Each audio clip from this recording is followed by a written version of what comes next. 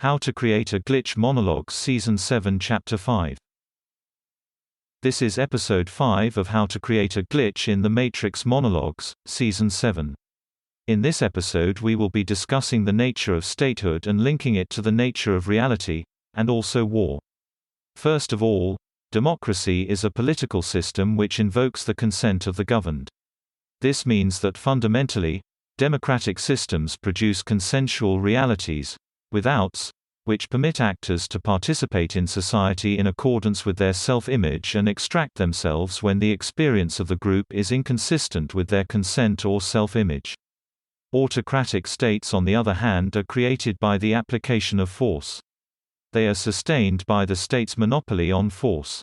What this means is that might makes right, inasmuch as it compels compliance, or conformity, with the autocratic law of the ruler.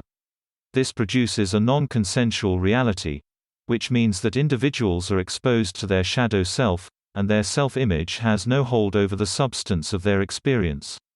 There are no outs to escape the unpleasant truths of their experience.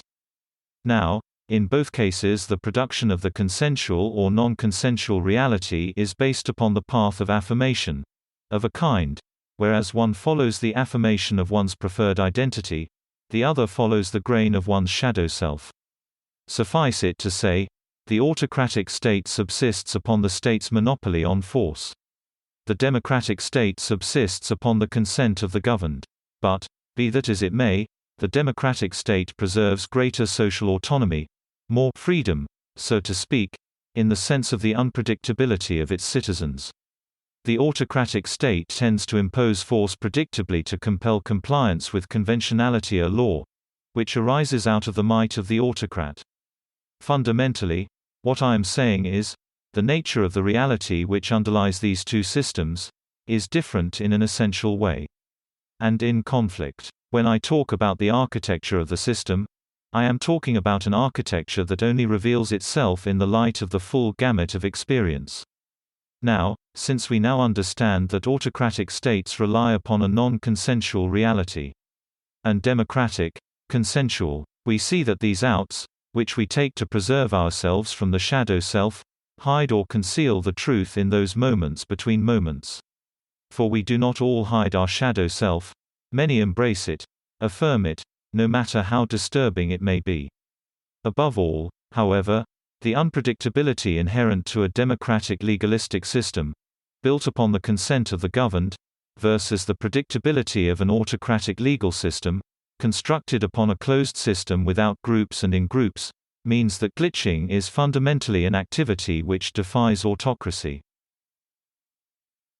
The breaking of the conventional, the exposure of the impossible, the consensual and the mobility of imagination. These things are only possible in a system which permits people to choose their identity or at a minimum direct their action, ignoring context and conventionality. In the end, the virtue of the democratic system is the existence of outs, which permit people to experience according to their passions, in a reality which is variegated and still uniform. That being said, it is not necessary to exist in that kind of state to produce that kind of behavior.